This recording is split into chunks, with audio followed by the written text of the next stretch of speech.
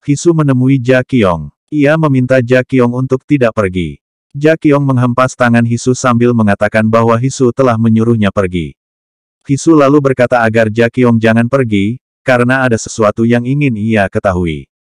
Jakyong akhirnya bersedia saat Hisu mengatakan jangan pergi demi Hajon. Para pelayan sedang sibuk di dapur. Dua orang pelayan tampak sedang menggosipkan Jin Ho yang tidak bermain lotre lagi.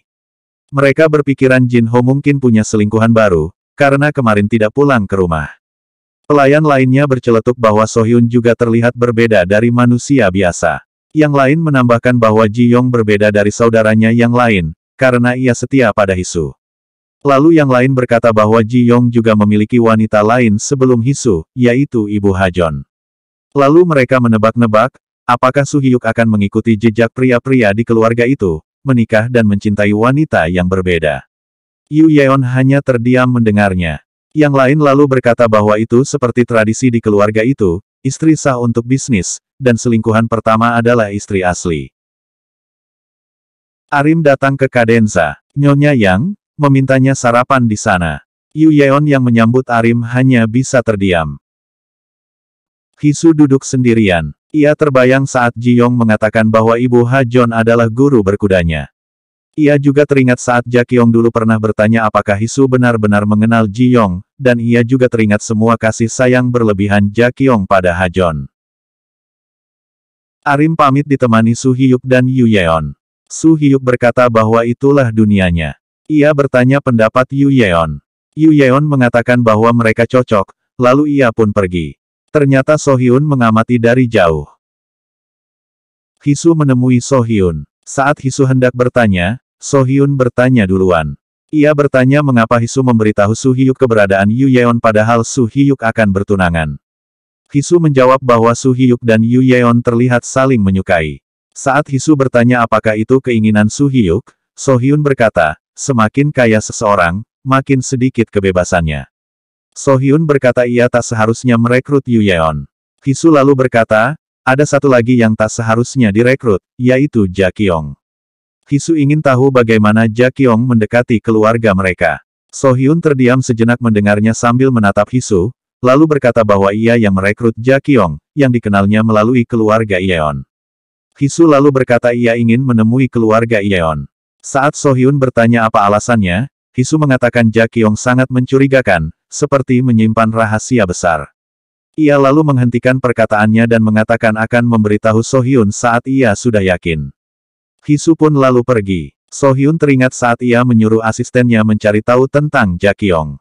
Jakyong adalah lulusan Universitas Gold Coast bidang psikologi perkembangan. Memiliki ibu kandung dan adik perempuan, dan belum pernah menikah. Ia juga teringat saat melihat Ji Yong dan Jakyong berdua di pameran lukisan di Hyowon kemarin. Hisu mendatangi kediaman keluarga Yeon. Ia disambut oleh Yang Hye-yong, kepala pelayan di sana. Hye-yong mengatakan nyonya rumah tersebut sedang berada di luar negeri dan akan menyapa Hisu lain kali. Jadi Hye-yong yang akan menemani Hisu. Dari Hye-yong, Hisu mengetahui bahwa Jakyong tak lama tinggal di Korea. Ia tinggal di luar negeri lebih dari 10 tahun. Ia mengajar anak keluarga Yeon selama 5 tahun. Sebelumnya Jakyong pernah mengasuh anak dari kakak nyonya Yeon selama lebih dari 6 tahun. Hisu melihat foto Jakyong bersama anak-anak keluarga Yeon. Menurut Hye-yong, Jakyong bekerja sangat baik, bahkan anak-anak lebih menuruti Jakyong dibanding ibu mereka sendiri. Hisu merasa lega dan tidak berpikir macam-macam lagi pada Jakyong. Jakyong menyusun kembali barang-barangnya. Su Hyuk memanggil Yu Yeon. Ia bertanya bagaimana perasaan Yu Yeon padanya. Yu Yeon mengatakan tampaknya ia menyukai Su Hyuk, lalu beranjak pergi. Namun Su Hyuk menahannya. Yu Yeon mengatakan bahwa dunia mereka berbeda. Tidak akan ada yang berubah. Perasaannya akan ia urus sendiri. Lalu ia pun pergi. Sohyun melihat Yu Yeon keluar dari arah kamar Su Hyuk. Sohyun menemui Su Hyuk. Ia mengatakan bahwa yang memecat Yu Yeon adalah dirinya, bukan Nyonya Yang. Ia juga berkata di rumah ini, semua berjalan sesuai keputusannya. Ia meminta Su Hyuk tidak bertindak bodoh, dan ia akan mengawasi Su Hyuk. Jin Ho datang ke kantor. Ia mendekati seorang wanita dan minta dibuatkan kopi. Hisu menemui Suster Emma. Ia menceritakan sempat mencurigai Ja Qiong adalah ibu Ha-jon. Suster Emma berkata firasat terkadang lebih akurat dari indera lain. Hisu lalu berkata bahwa ibu Ja-ho sudah meninggal, bagaimana mungkin ia berpikir yang aneh-aneh.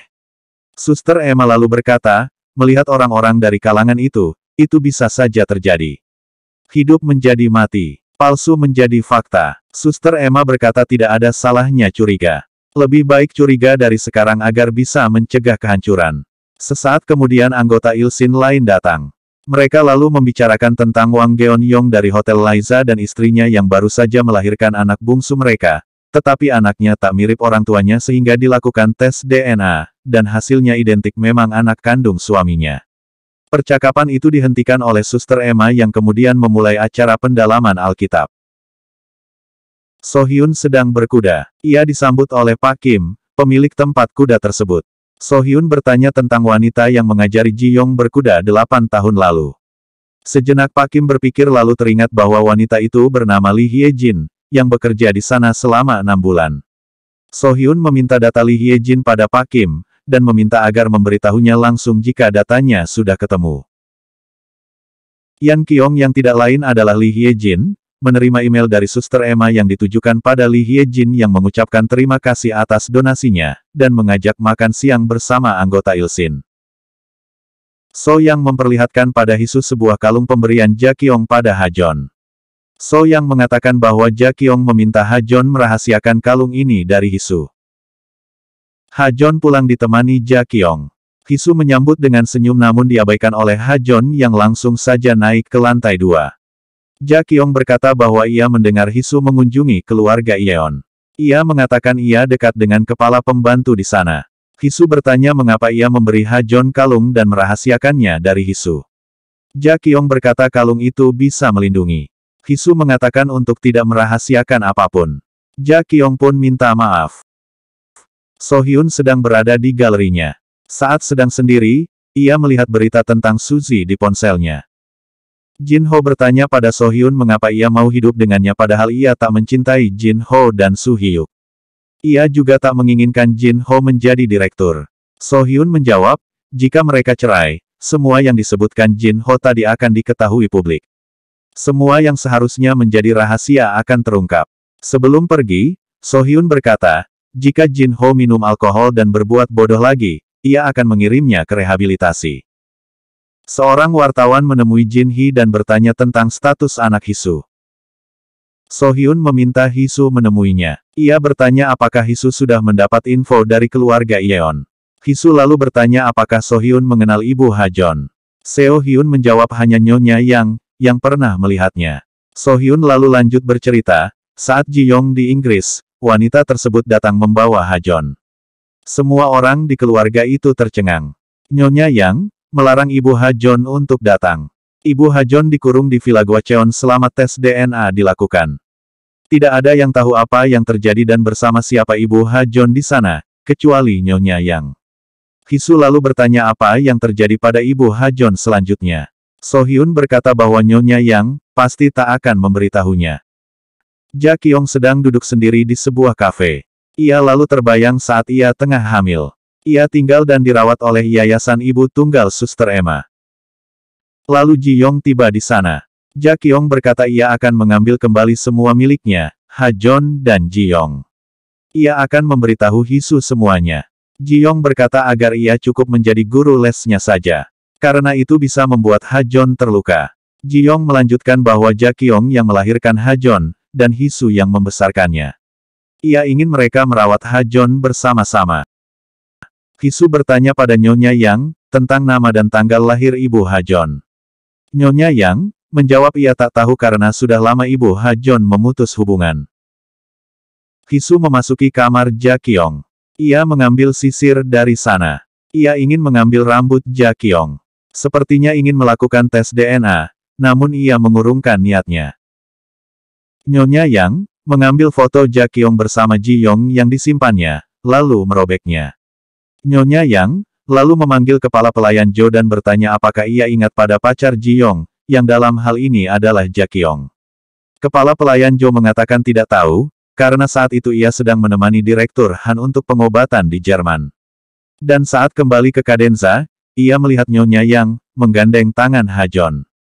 Nyonya Yang, lalu menyuruhnya membuang sampah foto yang dikoyaknya tadi. Saat keluar dari kamar, kepala pelayan Jo tak sengaja menoleh isi keranjang tersebut. Hisu membawakan Ha-jon makanan. Namun Ha-jon acuh. Hisu melihat akte kelahiran Ha-jon. Ia lalu melihat foto Ji Yong yang sedang menaiki kuda. Di lehernya ada kalung persis seperti kalung pemberian Jakyong pada Ha-jon. Jin Ho meminta seorang wanita menemuinya. Ia diawasi oleh suruhan So-hyun. Orang suruhan So-hyun memberitahu bahwa wanita itu adalah pegawai kafe di area hotel, bukan pegawai tetap, hanya membantu sementara. Ji Yong mengikuti judi pertarungan. Hisu bertanya tentang kalung Jakyong yang mirip kalung yang dipakai Ji Yong di fotonya yang sedang berkuda. Hisu bertanya apakah Ji Yong mengenali kalung itu. Ji Yong berkata itu kalung umum yang dimiliki orang yang suka berkuda untuk melindungi diri. Hisu bertanya apakah ibu kandung Ha-jon benar-benar sudah meninggal. Ia berkata ia punya firasat ibu Ha-jon adalah Jakyong. Ji Yong mengatakan itu tidak masuk akal. Saat itulah Hisu tahu dari Ji Yong bahwa nama ibu Ha-jon adalah Lee Hye-jin. Ji Yong memeluk Hisu dan meminta Hisu mempercayainya. Yu Yeon menemui So-hyun dan mengembalikan cek uang pernah diberinya dulu. So-hyun menyuruhnya menerima uang itu dan menjaga jarak dengan So-hyuk. Saat So-hyun beranjak pergi, ia meletakkan amplop tersebut di atas meja So-hyun. So Yang memperlihatkan berita tentang Hisu bukan ibu kandung Ha-jon. Juga diberitakan So-hyuk adalah anak di luar nikah. Nyonya Yang marah melihat berita tersebut. Suami Jin Hee mengatakan apakah Jin Hee sudah melihat berita tentang keluarganya. Jin Hee terkejut melihatnya. Ia menelepon wartawan yang kemarin menemuinya. Jin Hee bertanya mengapa ada berita seperti itu padahal ia tidak mengatakan apa-apa. Ternyata itu bukan perbuatan Jin Hee. Jakyong melihat berita tersebut. Saat membaca tulisan yang menyatakan bahwa ibu kandung Ha-jon sudah meninggal, ia terlihat marah. Ji Yong menelepon Jakyong menanyakan apakah berita tersebut karena perbuatan Jakyong. Jakyong mengatakan, cepat atau lambat, Ha-jon akan tahu. Ji Yong marah dan berkata, jangan ganggu anakku. Jakyong terkejut. So-hyun mengatakan, So-hyuk tidak perlu menghiraukan berita yang sedang beredar. So-hyuk hanya menjawab bahwa So-hyun tak peduli perasaannya. So-hyun menelepon suruhannya untuk mencari tahu siapa wartawan yang membuat berita tersebut. So-hyuk tak sengaja berpapasan dengan Yu Yeon. Mereka berpelukan. So Yang melaporkan pada Hisu bahwa Ha-jon menghilang. Ji Yang berkendara di tengah hujan. Ia menelepon Jakyong. So-hyun menerima telepon dari pemilik arena kuda, memberitahu bahwa ia sudah mencari data tentang Lee Hye-jin namun tidak menemukannya. Ia juga mengatakan baru-baru ini Lee Hye-jin datang dan meminta datanya dihancurkan. So-hyun terkejut mengetahui bahwa ibu Ha-jon masih hidup. Jakyong menyetir di tengah hujan. Ji Yong mengetahui dari So Yang bahwa Hisu sedang hamil. Hisu juga menyetir di tengah hujan. Ji Yong meneleponnya memastikan apakah Hisu hamil. Ditampilkan lagi seorang wanita tergeletak dan berlumuran darah. Di akhir episode, terlihat Hisu sedang terbaring.